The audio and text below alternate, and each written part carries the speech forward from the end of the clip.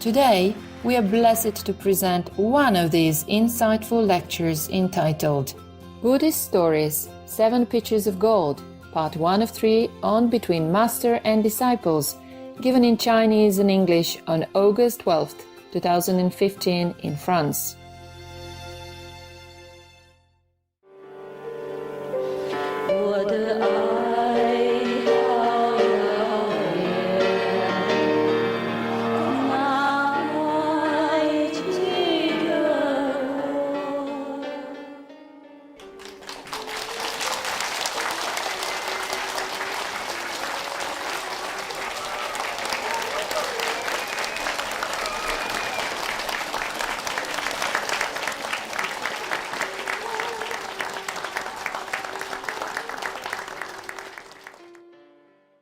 师傅，今天我看那个，我想我们大陆同学吧，有一个就是看着我就是想师傅就哭，想师傅就哭，完了我就寻思，我说你们怎么想师傅就哭呢？后来我也想师傅，我也哭，我的眼泪就噼里啪啦往下掉。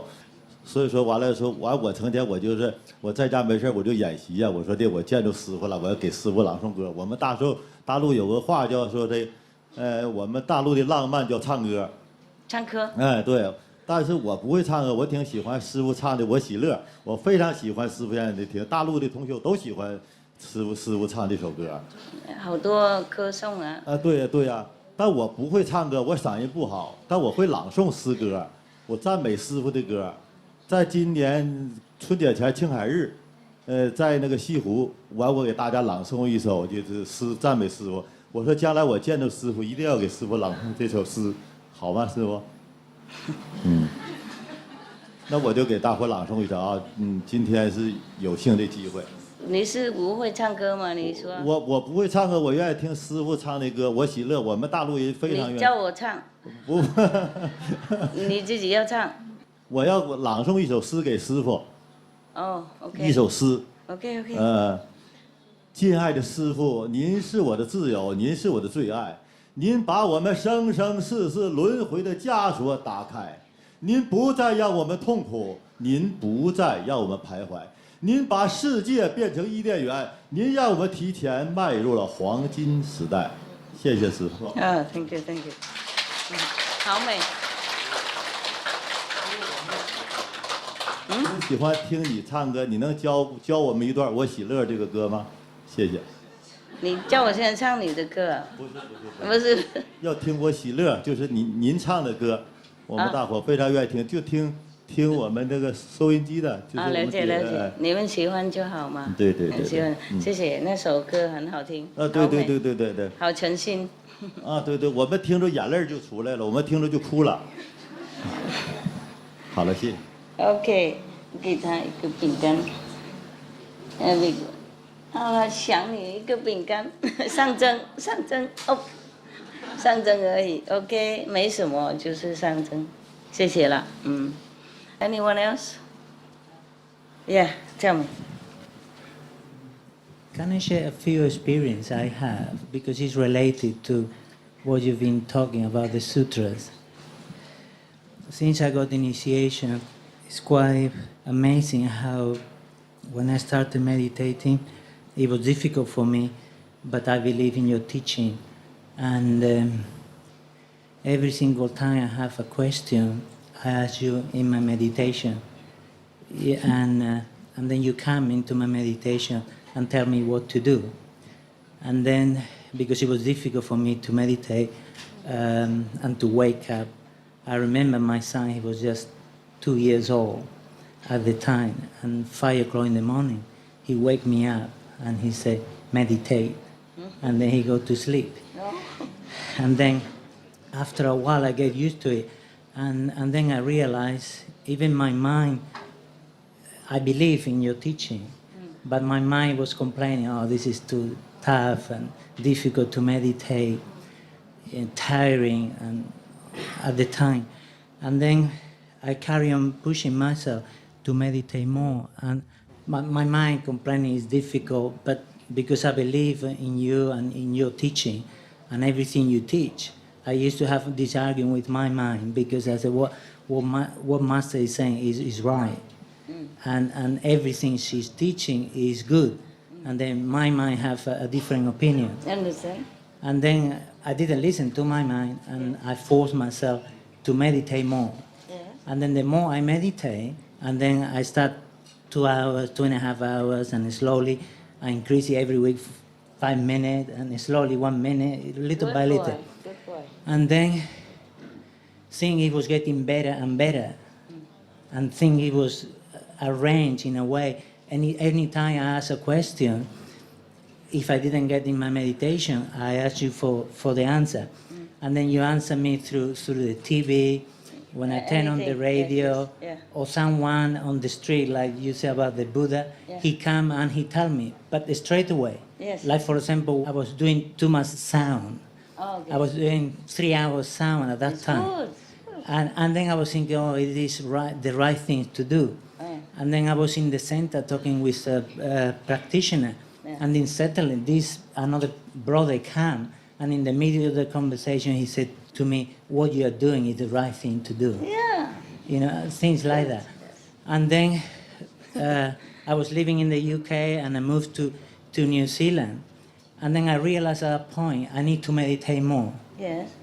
But I had to go there, and I had to work full time, and I didn't want that anymore. I wanted to work part time and have more time for my meditation. Yeah. And then I couldn't sleep because it was all in my head all the time. I don't know what's going to happen, because I'm going to carry on meditating more, even if I had to give up everything.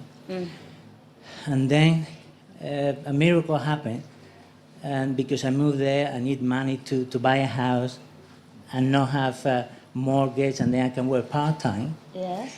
And then I went to see my accountant, and he said to me, oh, if you can bring your pension from the UK to New Zealand. This miracle that was happening to me after I increased my meditation. And then because I was thinking that way, I want to meditate more because that's what I want, and I choose to do that. Yeah. And then this miracle that was happening to me to help me to achieve that. Yeah. And then when the accountant said to me, oh, you can bring your pension from the UK to New Zealand. And then, if you buy a house, you can use it. And then I thought, okay, I worked there only 4 years. Maybe I have $20,000, something like that. And my wife as well, a few years. And then, but he said to me, oh, it will take a year or two for the pension to come in. And then after a month, he called me and he said, oh, this is a miracle. He said, the money is already here. He said, I don't know how it happened. Yeah. And then he said, but this is a lot of money. And I said, but I didn't put much money into the pension. And then he said, well, you put it there, it multiplied many times. And on the way to New Zealand, multiplied again another 3 times. And then I have enough money to have this house, and then don't have mortgage. And then I can work part-time, and then I can meditate more. Congratulations.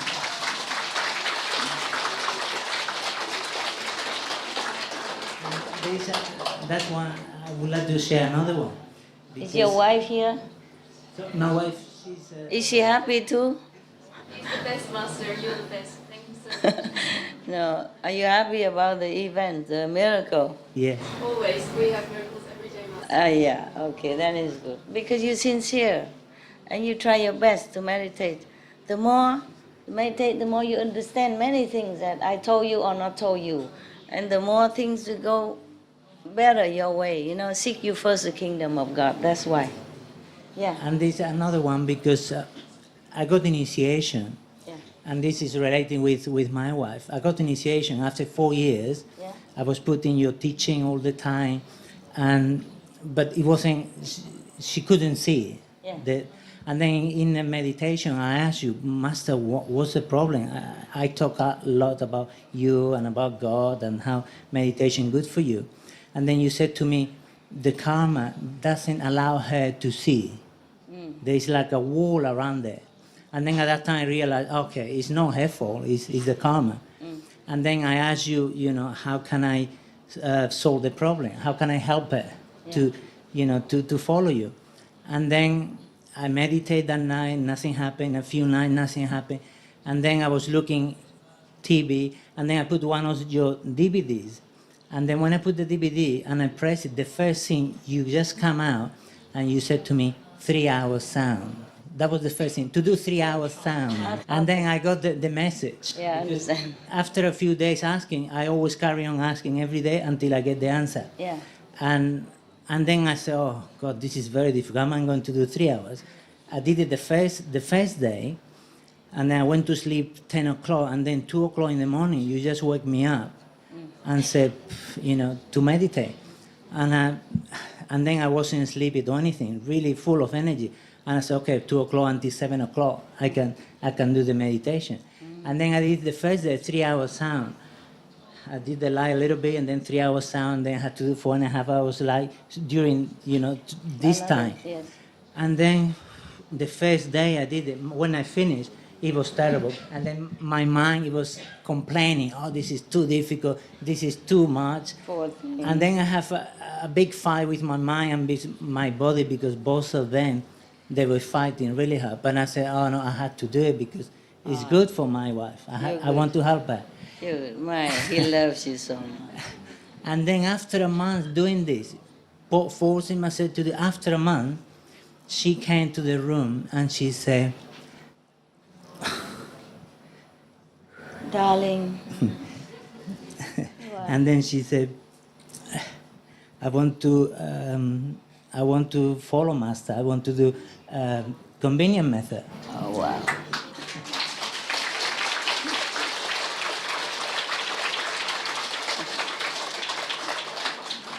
Such a good husband. And then 6 months later, she got initiation. And then 2 months later, she became the contact person. And then a month later, she started working for SNTV. And from then, we did a lot of work in New Zealand and helped, this happen. Wonderful.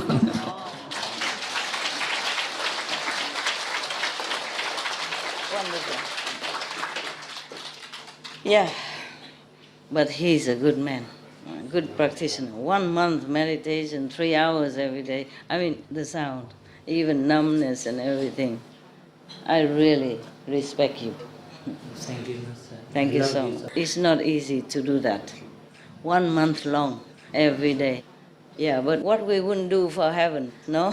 to help the loved ones. So if you complain about your wife or your husband, then do the same. He's telling that for all of you, okay? But it's difficult, I know that. Difficult. But he made it. Yen, look at that, huh? Yeah, it's a good example. But thank you for being a good husband as well. My God, if anyone do that for me, I marry him. For me. Very good. And I would like to share the last experience, because this is amazing. You're so emotional or something? Sorry? Emotional because is this too difficult? No, because they are very strong miracles. I mean, really powerful. Yeah. I mean, this is only two, but they happen so many to me. I can read many of them. Yeah, your wife said that every day. This one, it was about your Loving the Silent Tears. Loving the Silent Tears musical. Then I was talking to my wife. I said, "Oh, this is a good thing. Maybe we should put it on the radio." And then we contacted SNTV and we said, we want to put this on the radio in Radio New Zealand, because at that time we were doing Wellington's radio every weekend. Oh. Already for 3 or 4 years, and we knew things that were getting better, and your energy, it was expanding everywhere. And I noticed the weather, it was getting better, less wind, everything was getting better. In your city? Yeah, in the city, in Wellington, in New Zealand. And I said, okay, but just ask SNTV and see if they want us to put your Loving the Silent Tears on the radio. And then they agreed. They said, oh, yeah, that would be good. Then we did it for 18 weeks. And then 1 week, another 18 weeks. And after the 18 weeks finished, then, okay. And the thing is, what happened in between is it was like a lot of pushing from SNTVs for us to put it in. And I said we were talking, my wife and I said, oh, maybe Master want to bless Wellington for some reason. We don't know why. It must be a reason for it. And then we did it for 18 weeks. 2 weeks later, it was an earthquake, 6.9. Oh, God. I was working in the hospital, and the hospital was shaking everywhere for 4 or 5 seconds. And 2 years before, it happened in Christchurch. Yeah. A lot of people. And then I thought, oh God, if the hospital is like this, because the hospital where I was working, it was made for earthquake, and it was very shaky. And then when I went out, nothing happened.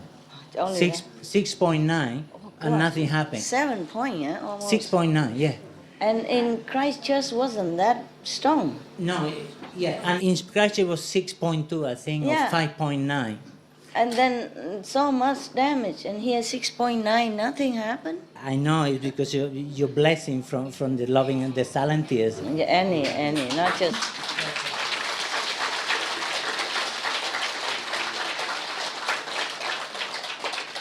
Good. And in Christchurch, when it happened as well, is we did your flyers, the little flyers we were putting into doors. 6.9. Oh, God. How do you know it was 6.9? Yeah, they say. They say so. Yeah, they say. So. And then just a few seconds and gone. Yeah. And then when the Christchurch earthquake happened, a brother who worked now on SNTV, he went to visit his family. Yeah. And that while he was there, he went with your flyer and he put in all the doors Yeah. in his neighborhood. Yes. And then when the earthquake happened in Christchurch, Yeah. his neighborhood wasn't destroyed. Oh, even though he's in Christchurch? Yeah. You should have worked faster. Put it all over Christchurch. We did nearly the whole country, but we couldn't do the Christchurch Understand. because it was enough initiate there, but they were busy. But we did most of the More country, manpower. and they used to say, "Oh, if an earthquake happen, will happen everywhere except in Christchurch." Yeah. But in Christchurch, it was a lot of slaughterhouses and a lot of farming, Yeah. and the energy wasn't. Animals. And we couldn't do it, but Yeah. you know, Karma. the Karma power. stop you. Yeah. Yeah, and the power of your blessing flyers to just protect the area where the flyer was put on. Could have been worse, of course. Yeah. I'm sorry, we remember this, sorrowful event. We did send people to help though, huh? I did send. Yeah, we did, yeah. Thank you very much, Master, for everything, for your love. You're welcome, but I'm sorry. 师父还有一首是我代表大陆同修献上您的，我爱你提姆阔图。我爱你提姆阔图，你是宇宙之上主，你的光辉照遍了整个宇宙，您的甘露洒遍了科里国土，我们永远跟着您的脚步，和您一起进入初始宇宙。谢谢。是你弄的吗？是你写的吗？哇，太漂亮了，谢谢。我天天想你，我就提神，我就想师傅，我就天天琢磨写，我就都写了。Hi, Master. I just wanted to ask if you get a disease in your body, does that mean you're paying some sort of karma back, or is it your own self trying to tell you that you've got the wrong thoughts, or you're not doing something right in your life if you get a disease in a particular part of your body? Some bad karma has to be paid. But if you meditate more, probably it's less or disappear. Okay. Yeah. Thank you. A lot of love also. Or go out gifting to people, to the poor people. Okay? Okay. Whatever you can, you give. Okay. And then meditate more. Okay. Or recite the Buddha's name. Yes. All of us, have done. Not only we have a lot of karma in the past, but it's already erased at the time of initiation, but we also continue sometimes to do something which we don't know. Sometimes we step on animals or some insects, we kill them, a lot of them or something like that. Also the karma of this life you know, so that you can stay on this planet. If everybody karma free, cannot stay here. So somehow you have chosen something to come down to meet me. So sometimes it's karma, sometimes it's your own wish. Okay. Yeah. Like the churchmen say, okay, if you want to see Master Ching Hai, are you willing to suffer? You know, like, okay, you have to be sick or something, or you have to pick some very bad habit or something like that, okay? The price, okay? But meditate more, do charity. Okay, it's just that when you were talking before about saying the 5 names or saying one of the names if something is dead, because where I live in the mountains in Australia, the snow mountains. Very beautiful place, very pure, very pure, clean, beautiful rivers and lots of blessings there, you know, millions of trees and everything like that. Yeah. But sometimes you go along the road because, you know, there's a lot of wildlife there on the road, and so you pull them off. I guess. And I always recite the names, pull their body off the side of the road and recite the 5 names and tell them, go to the light, go to the light. Yeah, yeah. But I just thought, obviously, I got a disease in a particular part of my body, and I just wondered if it was something that I'm doing, not for myself and doing for someone else. Are you? I think maybe sometimes I try to please, like my family members, and maybe I'm not doing something that... Then stop it. If you think that's the cause, then stop it. Or doing less. Well, it's just that... What did you do well, to please them? Something bad? No, not something bad. No, just maybe not doing what I really want to do, you know, like my art or spend time for myself or out in my garden or whatever. Maybe I sort of think, oh, well, I'll just make them a meal, I'll just clean up after, you know, and do all that sort of thing, and maybe not focused on my own things enough, you know. Oh, I see. Yeah. It's not all that. No. Just meditate more a little bit, okay? Okay. Because sometimes we spend time with other people who are not good practitioner or are non-practitioner, then we also share some karma. Okay. Yeah. If you are in their magnetic field, then just automatic exchange. Okay. You will lose some cells while they are gaining some. Oh, okay. Maybe they're more healthy and you are not. If you love them and pay too much attention to them, it's like that. Okay. If you're willing to, it's okay. Meditate more. Yeah, okay. I shall. Okay. Thanks, Master. You're welcome. Give some more of your stuff out to other people. Okay. Money or anything. Yeah, Yes. okay. Even clothes. Yeah? Yeah. Some of your clothes or give it away. Okay? Okay. Right. Okay. Thank you. I hope you get better soon. Oh, I feel I will. I feel I can overcome it. Good. Yeah, because I'm that sort of person. I have a really happy life. Very happy. And I live with a lot of blessings around me, and I have my horses. Yeah. I've got 2 beautiful horses, and I feed them, well, at the moment, because it's winter there, they get fed, you know, 2 or 3 times a day, and they get coats on and coats off because it's cold at night. But the interaction with them is just so beautiful. Understand? They're just the most beautiful animals. I understand.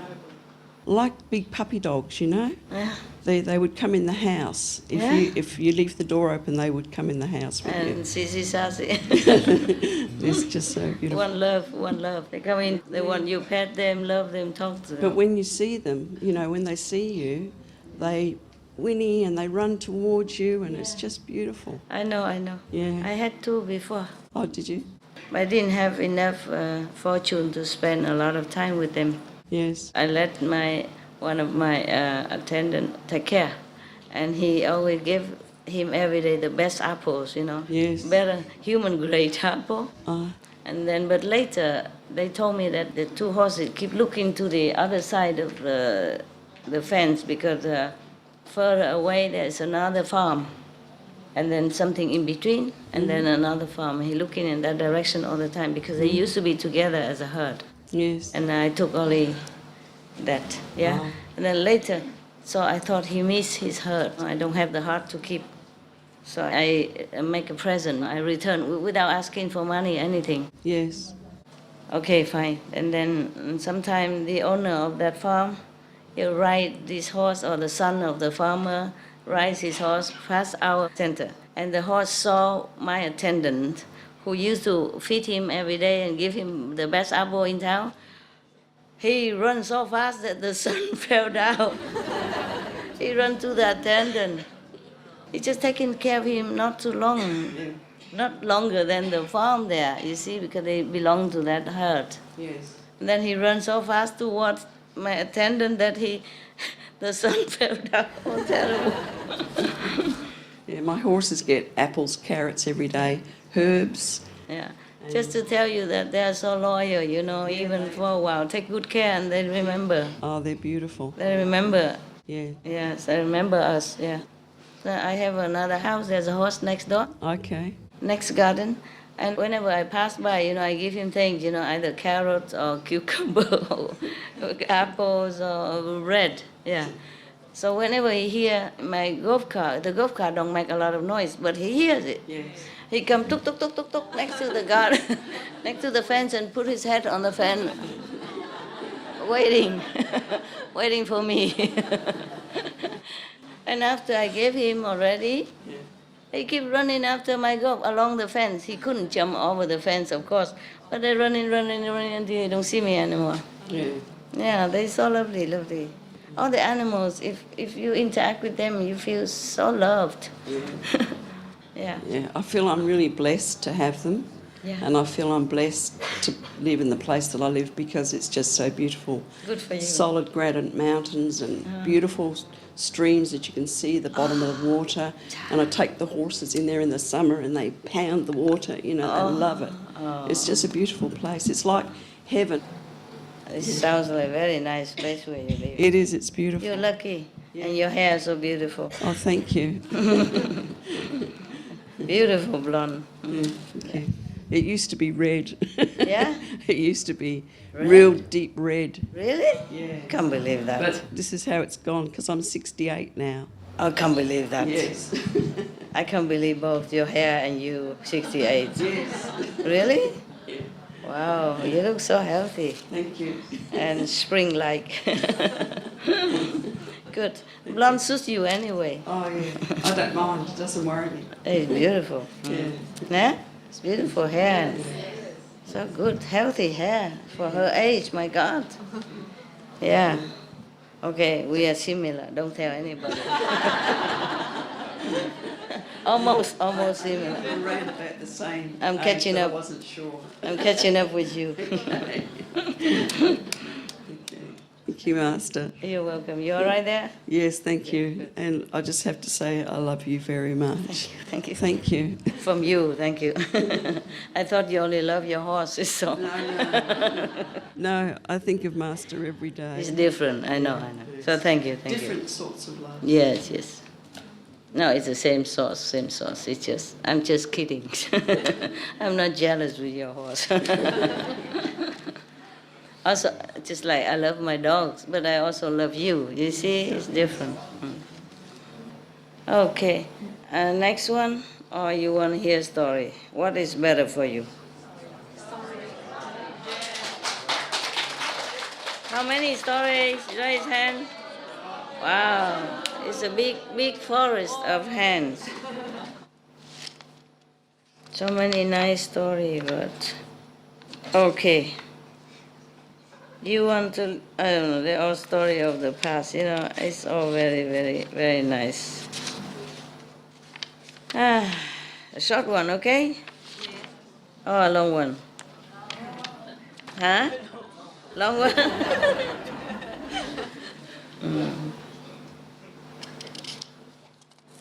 Okay. There's a story about the 7 buckets of gold and another story about how to get a better wife. Which one you like? Huh? Wife? Gold? Who's a wife? Raise hand. I mean, who for the stories of wife? Right hand? No? Okay. How to get compatible wife, you know? Yeah. Who for gold? Oh, so nobody wants a wife and nobody wants gold. Okay, again. Wife? Gold? Oh, everybody like money, money, money. All right, money. I check it, then I lost it. Oh God, oh God. Oh man. Suppose the story is not good, don't blame me because I haven't got time to check it, okay, huh? Gold was here and now it's gone. Gold gone. Oh, here it is. We should really thank the past masters, monks and nuns and scholars who have taken time to record the Buddha's teaching after the master's nirvana, and also for the past and present persons, lay or monks or nuns who have really dedicated themselves, sacrificed their time and precious health or under any difficult situation to translate this so that I can read it to you. And we have to thank them. And may they be blessed forever by all the Buddhas, past, present, and future. May their merit be immense. May they be liberated forever. Thank you.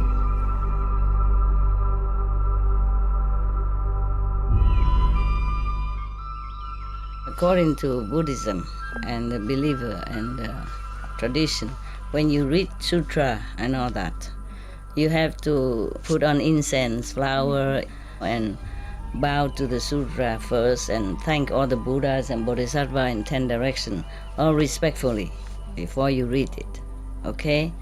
And then you cover the sutra also with silk or beautiful cloth, and I just make it more popular. Yeah, more easy, simple. And I apologize to all the Buddha. I say if I done something wrong, according to the tradition, my heart is full of respect. It's just that I cannot always do that. So please, all the sin, whatever I've done wrong, is all on me. At least other people, they hear the names of the Buddha, according to the sutta, they will get benefit. Yes. Okay, 7 pitches of gold. First I have heard, one time the Buddha was in a Save country in the gold garden of the Prince Kida. That year, in the retreat time, in monsoon season, the Buddha and the monks are making retreat. You know, I told you already before, when it rains, it's difficult to go out to beg, so the Buddha has a good place to stay, and the disciple bring food and drink to offer. Okay. But that particular year, the Buddha allowed all the monks to go anywhere they want to do retreat or something by themselves. During the monsoon season, they go anywhere they want. They don't have to stay with him. After the time's up, everyone came back to pay obeisance to the Buddha and receive his fresh teaching and encouragement. The Buddha and all the Sangha, 9 weeks, 3 months, separated. So now everybody come and pay obeisance to him. Buddha was very pleased to see them. With mercy, he raised his hand and anointed their head. And then he asked, all of you went far away, everything was okay, the retreat was peaceful, did you have good experiences, did you have enough food and drink? Are your body fine and not too much sickness? So everybody say, pray be the Buddha, we rely on your merit, everything was okay, everything was sufficient, and we also have success in teaching other beings, everyone happy. Yes. Normally the Buddha merit is immeasurable. Everyone, bathed in his blessing And no one from the heaven to earth can compare with him in his power of merit. But today he asked all the Sangha, but with kind of very humble attitude, when he asked about their health and their well-being. Not like normal, not like used to. So they think there must be something, something special. So Anand, of course, he said, I come in front of the Buddha, kneel in front of him and ask the Buddha. I mean Anand, yes. Praise be the word honored one. You came into this world is a very rare phenomena. Your merit and wisdom as vast as the sky. Today you have asked about the well-being of all the bhikkhu, but with a very humble and respectful attitude. I wonder, what does it mean? Yeah, please explain it to us. So the Buddha said, Anand, if you want to know, I will tell you. The Anand say, please tell us. The Buddha said, Anand, this story begins from long time past. You cannot measure when and how many eons. Also on this planet, there was a country called Balanai. It's a big country. There was a person very diligent in work, in business, to make money. Anytime, whatever he earned, he just tried to save it, and then so that he can buy gold. Yeah.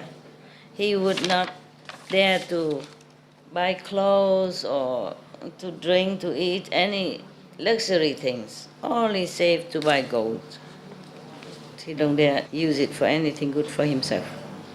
After a while, he has one pitcher of gold full, and then he dig the ground and save it there.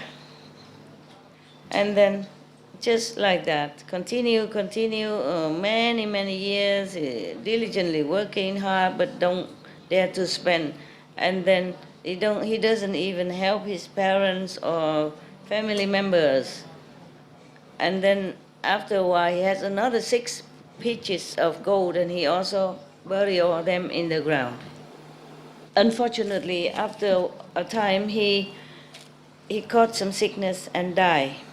But because he is so attached to his gold pitchers, so he was born as a snake, poisonous snake, with the tongue,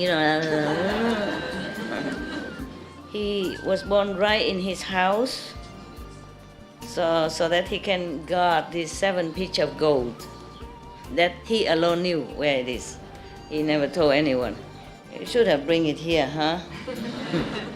We take care for him. We don't care about gold. We wouldn't do anything about it. After many years, this house also become rotten and kaput, and the snake also died. Yeah. But the soul of the snake is still attached to the gold. So he be born again as a snake. Poison snake. And many 10,000s of years, again and again, is born as a snake. Just to keep these 7 pitchers of gold, around that area all the time. He never gone anywhere. And then after many thousands, tens of thousands of years, he realizes it's useless. What can you do with the gold when you are a snake? You can't even hold it. Right? Can't even eat it. Can't even take it to the bank and put it in. Can't even use it to exchange for whatever that his beloved food. So he feels very fed up now. Fed up up to there. So he was thinking to himself. I mean, the snake was thinking. The snake can think, huh? Mind you. Because of greed for gold, So I have to be born in such a terrible, ugly body like this. So it's maybe better I bring this gold to make offering. He mean Buddha or Sangha. And then I will use that merit to wish for a better life. Very wise. Either in heaven or on earth. Okay? After he thought like that, he crawled to the edge of the street, the main road, and hid himself in the grass. And then when one person passed by him and he yelled very loud, call him. And the person heard somebody call him, so he looked around, he don't see anyone. He's hiding inside. And then he want to continue to walk away. And then the snake crawled himself all the way out in the middle of the street and say, hi, uncle. Come here, uncle. I have something I ask of you, a favor. And then the person saw there's a snake, it's poisonous snake. He said, oh, you are wicked, poisonous being. Why you call me? You want me to go near so that you can bite me, huh? I'm not stupid. So the snake said, yeah, it's me. I'm poisonous. But if you don't come here, I will kill you. And then, the guy was very scared, but what to do? No choice. So he came near the snake. He's afraid but come near, because if he doesn't come, the snake would also fly to him and bite him anyway. Yeah. And then the snake said to him, my house have a pitch of gold. It didn't say 7, so I don't know yet. Can you bring it and to make offering for me? If you don't do it, I bite you dead right now. So the woman said, yeah, I have you right now. Hey, no problem. And then the snake led the man all the way to this old house. Many 10,000 years ago, still remember where the house is, still remember where the gold is. My goodness sake. All right, so, and then he tell him to dig out one of the pitch and tell him, okay, you bring this pitch of gold to a temple and make offering. But you take out a little bit first. Use that to sell and then exchange some money for rice, food, fruits and vegetables and all that. And please make a vegan meal to give it offering to the Sangha, the monks. Yeah. Whenever you know that the monks will come and accept the offering, you bring sticks here so that I will, like coil on it, and you bring me over there to the temple to see the Sangha eating. Yeah. So they do everything like that, and then the abbot of the temple said, oh, what kind of miracle. The poisonous snake still also know how to make offering to the Buddha and Sangha. Okay, I will help you to do that. And then the passerby say, what is the day? So please tell me. So I will prepare. So he say, the next 15th day of the month. This is normally is a vegetarian day. They eat maybe first day of the month, middle of the month, and then end of the month. Some people eat 4 days vegetarian. They try their best, and some 10 days, like that. That is also the day you can repent your sin. Yeah, so it's a very, very good meritorious day. Okay, so the person said, okay, I will go home and take care, arrange it, and that day I will come. And the day came, and he really brought a stick, came to the snake area, and then the snake was very happy to see him and asked, how are you, and in French. Comment allez-vous? In Togolese, I don't know how. Togolais? Togolais, comment allez-vous? Togolais? Enfant? Vous n'avez pas a native language? Togolese? Au revoir. Au revoir. That means, how are you? Okay? When you see him, you say, au revoir. It looked like goodbye. It sounds like goodbye, like au revoir. Okay. All right, so and then he coiled himself, he wrapped himself around the stick, and then he brought to the temple. And then the person, cover the snake, because he's very big, big. They cover the snake on the stick with the blanket, something like this, so that people don't see it and get scared.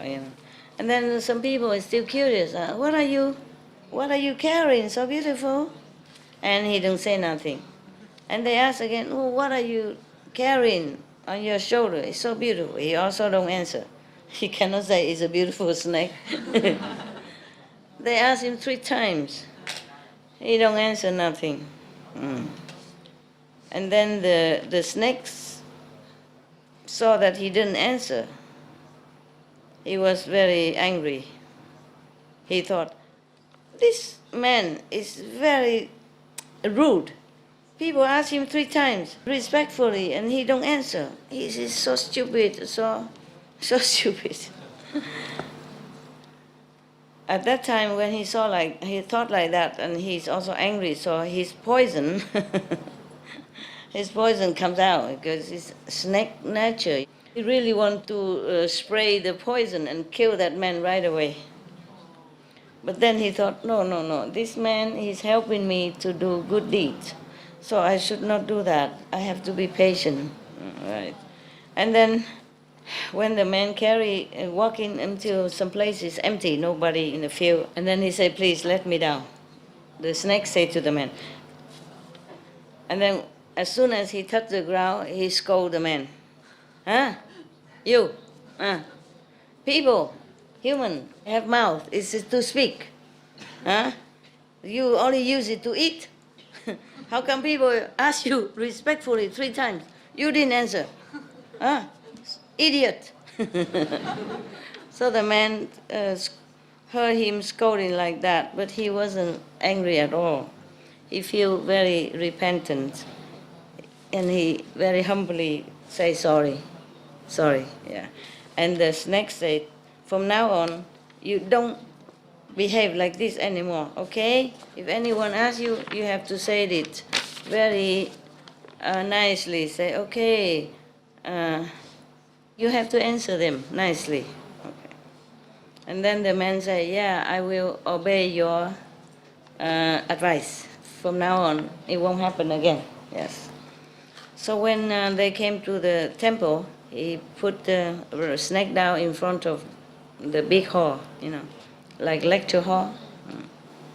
And then at that time, all the monks already arrived. And the snake told the man to bring incense, to light incense, to offer to the Buddha. And when the man do that, the snake was really very lovingly, sincerely look at him as if he's doing it himself for the Sangha, for the monks, yes. He has not even blinked his eyes all the time that the man was doing the ritual, make offering to the Sangha. When all the monks are walking around the Buddha's stupas, and the snake tell the man, bring water, so that the monks will not be thirsty walking so long. And then he was also very respectfully looking with his eyes, all the monks, with love and respect.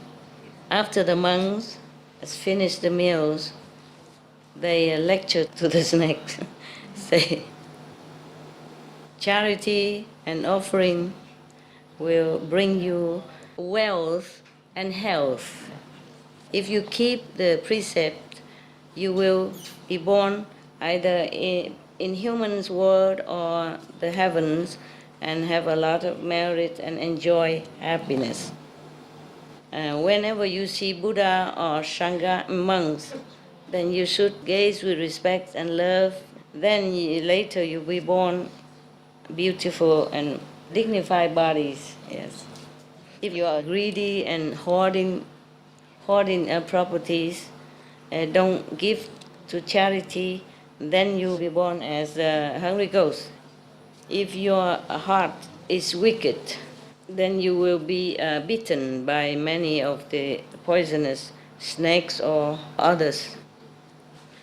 After the snake heard that, he was very happy and say, Praise be the reverence. Please come to my house. I have another 6 pieces of gold. I will offer all to wish for liberation. Then the abbot of the temple and everybody go there and then bring all the 6 pieces of gold, come and offer it to the 3 jewels and do some praying for him and forward this merit to the snake. After that, the snake died. He was born in one of the heaven. Yeah. After that, the Buddha say, Anand, you should know, the one that carried the snake, it was me. There was a Buddha in former life. The poisonous snake now is Sariputta. Sariputta. Man, yeah. Wouldn't you like to bring gold to change your life, huh? Sariputta was the poisonous snake. Gosh. Okay. At that time, even though the snake was scolding me and I was feeling ashamed and repentant and become humble, Not only that, I treat all beings equally. Up to now, I have not changed my attitude. At that time, I, Anand, and all the bhikkhu hearing the Buddha saying thus, everyone was very, very respectful, and our equality spirit, to treat all beings equally arise.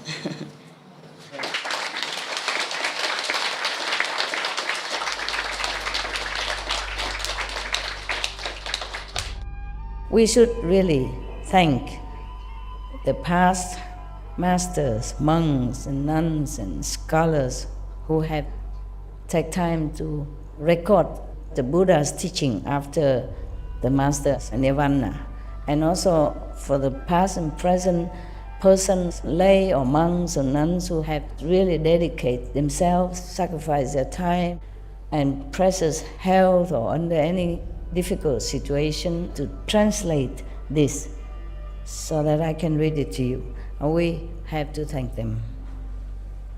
And may they be blessed forever by all the Buddhas, past, present, and future.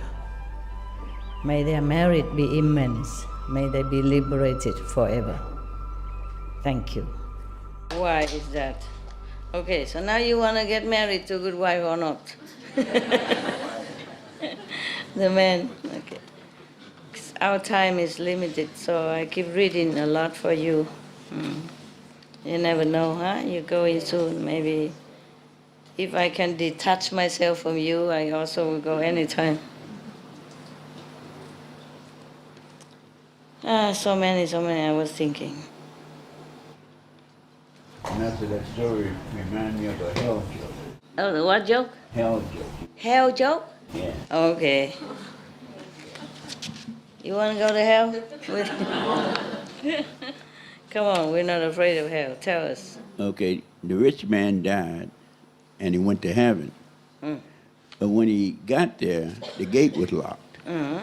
So he couldn't get in. And so he was knocking on the pearly gates, trying to get in. Yeah, knocking on the pearly gates. Then St. Peter came out or not? St. Peter looked and saw him, and St. Peter comes over to him, and he says, you can't come in. You don't have any merit. You don't have any merit for heaven, okay? Right. And so the rich man said, right in front of Peter, he said, wait a minute now. Just last week, I gave a homeless man $1. That's a merit, yeah. And so Peter looked puzzled. So he called Gabriel, and Gabriel came over. And Peter said to Gabriel, Gabriel, what is this? So Gabriel opened the book of life. And he said, he did that. But we'd already sentenced him to death. Oh. And the rich man, right in front of Gabriel. Who already sentenced him to death? He'd already been sentenced to death. Uh-huh.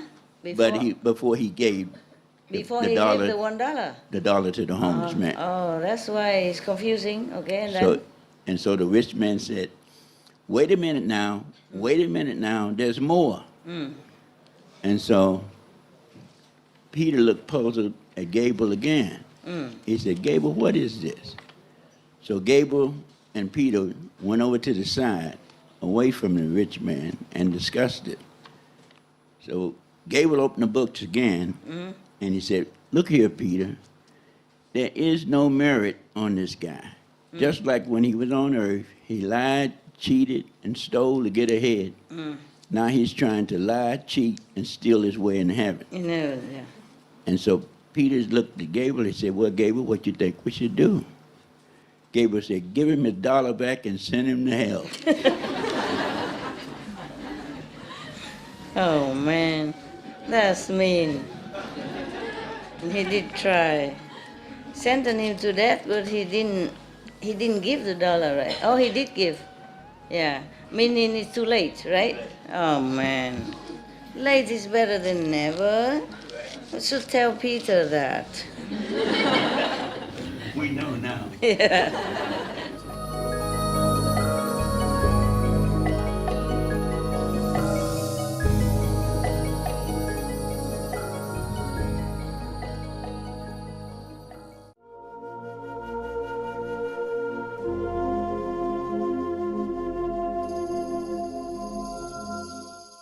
Cherished viewers, we appreciate your company for today's episode entitled Buddhist Stories, 7 Pitchers of Gold, Part 3 of 3, on Between Master and Disciples. Please stay tuned to Supreme Master Television for more positive programming. May Providence guide you with heavenly wisdom.